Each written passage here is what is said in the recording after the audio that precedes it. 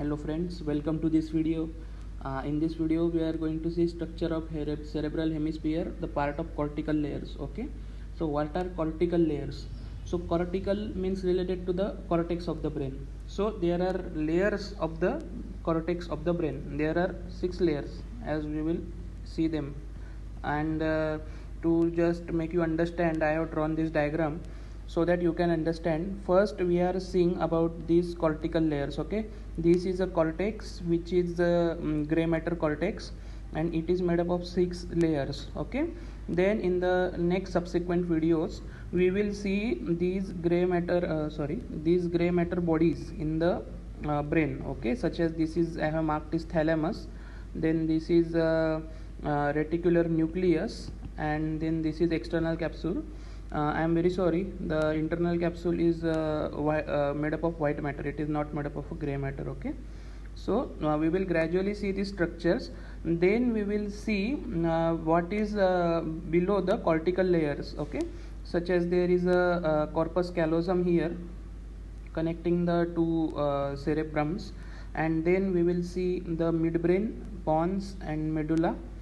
This is midbrain, then pons, then medulla, and finally spinal cord. So first of all we are in this section of cortical layers of gray matter. Okay, so in the gray matter there are 6 layers, among which the most important ones are the pyramidal layer, that is inner pyramidal and outer pyramidal layer, which contains the beds cells of pyramid, from which the pyramidal tract cells will originate. Now one thing you should know, that the pyramidal tract is a motor tract. Okay, pyramidal tract is motor tract. It will go from above downwards. From cortex it will go to the spinal cord. Okay, and pyramidal tract is also called as corticospinal. Now everything is there, every tract has its name, and it itself tells us कि वो कहाँ से कहाँ जाता है. Okay, this is corticospinal. It means it goes from cortex to spinal cord. Okay, if it is going from cortex to spinal cord, this tract should be a motor tract. Okay, and if I tell you the tract is spinothalamic, what it means? It means that it goes from spinal cord to the thalamus. It is going from spinal cord to thalamus, so it will go from below upwards. So this should be a sensory tract because it is going below upwards. If it is coming above downwards, it should be a motor tract. So pyramidal tract is also called as corticospinal tract. Okay, and it is a pure motor tract. Why it is called pyramidal? Because it deposits in the pyramidal structures of the medulla. Okay, these are pyramidal structure of the medulla. Medulla has two structure. This is olive and one is pyramid. So it goes from pyramid, so that's why they are called as pyramidal tracts. Or in other books you can see that it is also called as corticospinal tract. So apart from this, coming to our matter, cortical layers. Now we will see the cortical layers one by one. Remember, in this video we are restricted to this much part only. We are only seeing this much part. Okay, so cortical layers, there are 6 identifiable layers from superficial to deep. Okay, that is molecular, external granular, external pyramidal, internal granular, internal pyramidal, and multiform. Okay, then we will see them one by one, and it is from superficial to deep. Okay, means first there will be brain vault, that is cranium, skull. After skull, as the brain parenchyma will start, first there will be molecular layer, and the last layer, deepest layer, will be multiform layer.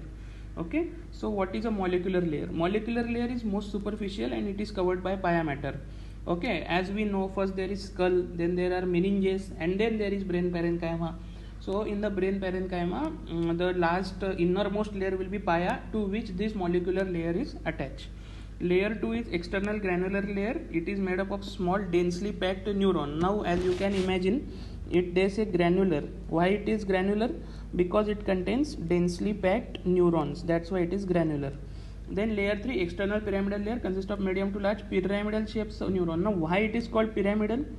Pyramidal is called, they call pyramidal because the shape of the neurons. The shape of neurons is pyramidal, and that's why it is called as pyramidal layer. Again, internal granular layer, it will be consist of many multipolar granule cells or neurons. Okay, internal pyramidal layer. Now remember, this layer 5 is very important, because from layer 5 there will be arising the pyramidal tract. Okay, from layer 5 neuron pyramidal tract will arise, so which consists of medium and large pyramidal cells, among which largest neuron is found in the cortex.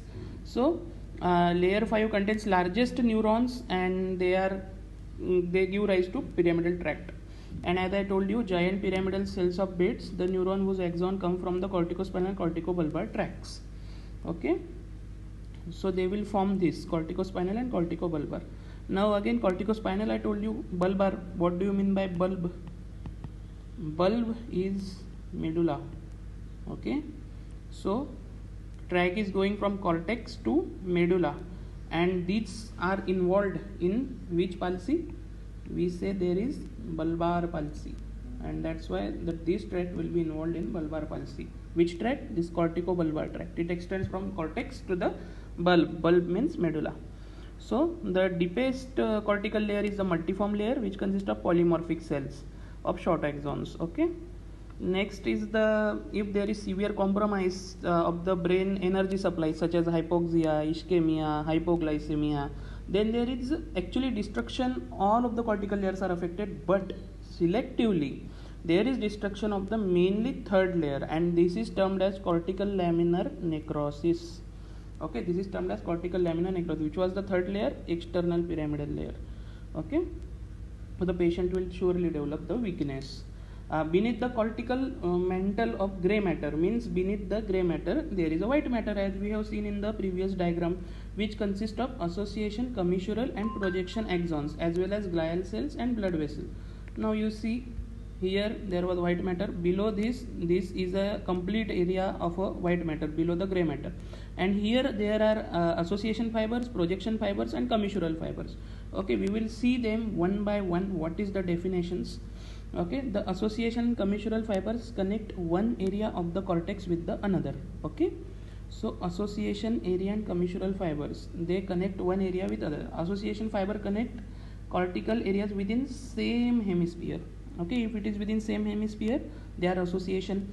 Commissural fiber connect areas in the opposite hemispheres, means from right to left. As I have drawn, this is a commissure. This is a commissure because it is joining the neurons of this right cerebral hemisphere with the left cerebral hemisphere. So this must be a commissure, and which I have drawn here is the largest commissure in the body, and that is corpus callosum. Okay, corpus callosum. Then what are the association fiber? Association fiber extend like this. They will travel from one area of the brain to other, such as from frontal lobe here to the temporal lobe here. It is traveling. This is temporal lobe. Okay, I have taken the coronal section of the brain, so this is temporal lobe. So it will go from frontal to temporal, and may go from frontal to parietal or frontal to occipital even. So whatever these tracks traveling within the region of only one cerebral hemisphere, these are called as association fibers. Okay, later on we will see there are more of a small tracks which only travel from one gyri to the other gyri. For example, now this is one gyri. Actually I have to draw it more deep. Now these are gyri and sulci. So these fibers will originate from here. They will cross this and they will finish up here. Again they will originate here, they will finish up here. They may originate here and then cross this, and they may also terminate here. So these are very short fibers. They are connecting one part of brain with other, of course, but you see they are connecting a close network of the fiber, and they are called as arcuate fibers or U fibers. Okay, where you will heard their name mainly you will hear their name in the aphasia, because the arcuate fibers connect Wernicke area with Broca's area. Okay, it connects Wernicke's area